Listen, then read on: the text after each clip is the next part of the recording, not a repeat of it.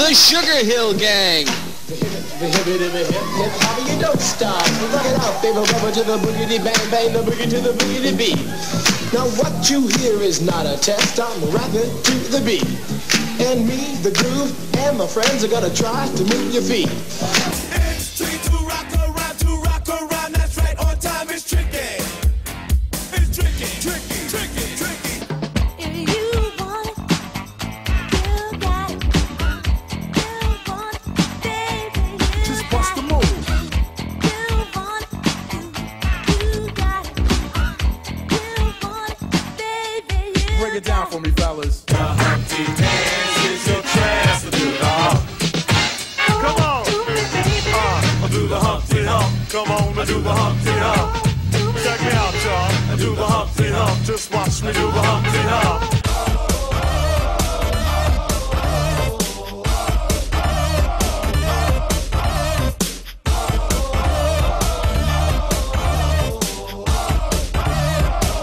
Stop.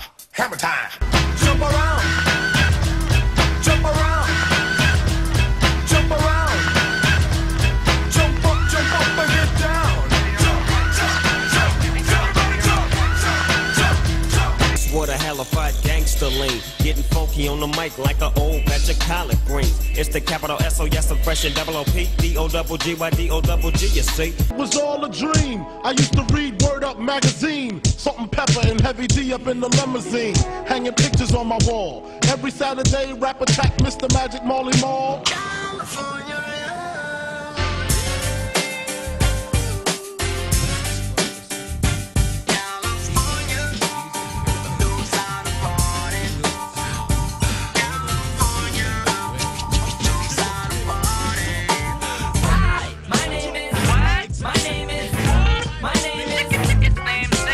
I push my seat in her bush for life.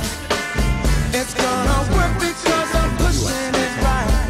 It's very rough, my baby girl tonight. I would name her rock and roll.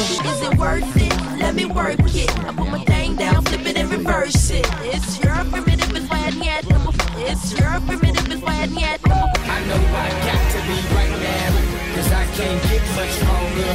Man, I've been waiting all night now. That's how long I've been on ya. I need you right now.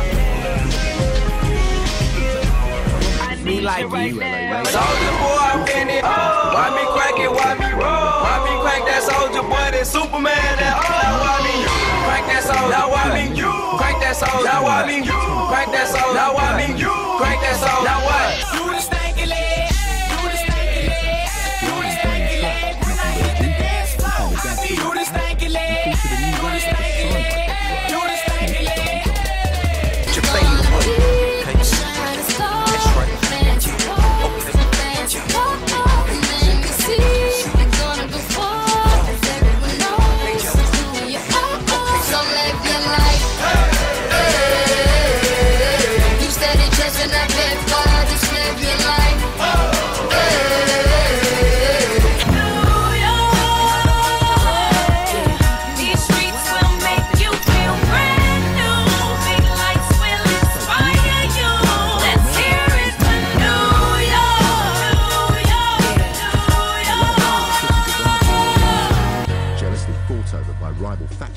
Bloods and Crips, and gangster rap was about to become part of the world of violence it glamorized. As I look up at the sky, my mind starts tripping, a tear drops my eye. My body temperature falls, I'm shaking and they breaking, trying to save the dough. Pumping on my chest and I'm screaming, I stop breathing, damn I see demons. Dear God, I wonder can you save me? I can't die, my boo-boo's about to have my baby. I pray the Lord, my soul to keep. If I should die before I wake, I pray the Lord, my soul to keep. Murder Was the Case, Snoop's first solo recording for Death Row, was pure gangster rap. A bizarre fantasy where Snoop alternates between the role of murderer and murder victim. No more endo, gin and juice. I'm on my way to Chino, rolling on the Grey Goose, shackled from head to toe. 25 with the Although songs like this were clearly fantasy, Snoop had real-life gang connections. He was a convicted crack dealer who'd been to prison 4 times, as well as being a member of the notorious Crips gang. Snoop's past caught up with him in August 1993 during the shooting of the video that would launch his album Doggy Style. Is that dog in there? I want that dog out of my house. Father. What we gonna do? Don't even trip. I'm gonna handle this. I want that dog out of my house.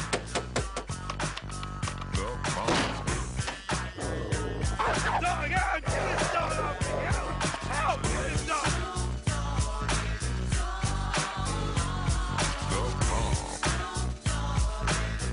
While we were there the first day shooting, a huge crowd of people gathered because we needed a crowd for the performance scene. But amongst that crowd were a lot of gangbangers. It's the bounce of the wild, creeping and crawling, Yiggy yes yo, and Snoop Doggy Dogg in the motherfucking house like every day. Dropping shit with my nigga Mr. Dr. Dre. Like I said, niggas can't fuck with this. And niggas can't. It soon became apparent to me that no one on my crew was able to control this element that was kind of like about to overtake us. So a clash ensued, and fights began to spring out as we get to the next location to set up to shoot. Before I know it, helicopters are circling, and police are everywhere, and they literally shut down the shoot, and a shoot that should have happened over a 3-day period was stretched out to like 3 weeks. The budget ballooned. It was just incredible, and there was a big setup that I was never able to shoot for that Snoop video because, unfortunately, that murder incident happened, where Snoop was charged with murder. So I ain't holding nothing back, and motherfucker, I got 5 on the 20 sack. It's like that. An argument had broken out between Snoop's bodyguards and the members of a rival gang. The row went on for several days and ended in a confrontation in a local park where one of the gang was shot dead. Snoop was left facing a first-degree murder charge. 2 months after the shooting, Snoop's new album, Doggy Style, was released. It sold 800,000 copies in the first week alone and went straight into the charts at #1. It would go on to sell over 5 million copies.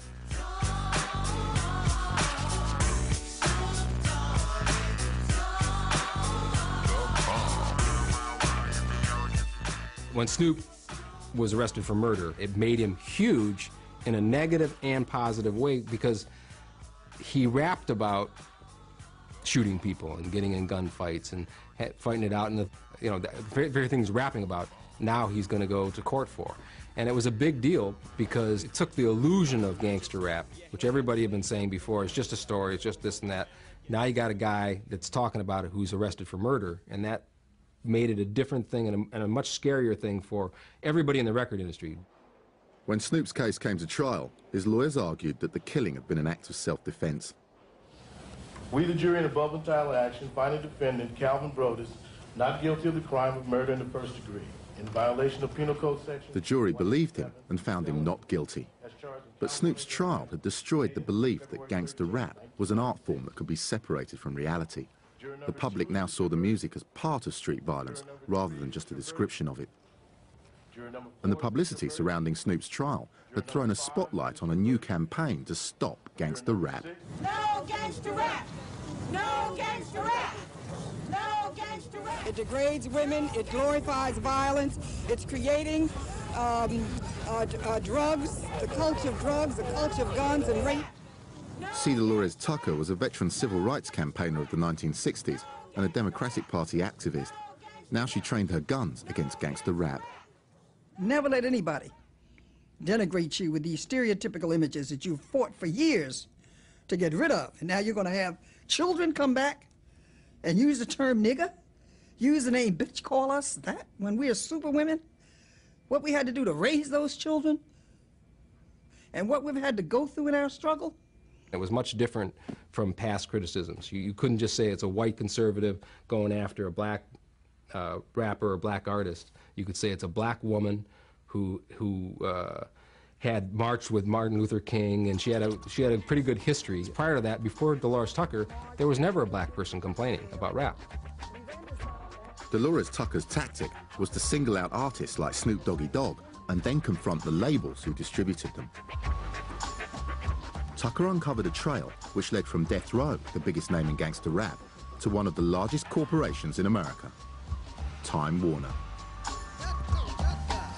Time Warner held a 50% share in a company called Interscope Records, and Interscope were the financial backers and distributors of Death Row. I'm C. Dolores Tucker, chair of the National Political Congress of Black Women. I'm Bill Bennett, co-director of Empower America. I'm a liberal Democrat. And I'm a conservative Republican. But we're both worried about the society our children live in today. And about what some companies sell as entertainment for our children. Now, Time Warner has made many positive contributions to American entertainment.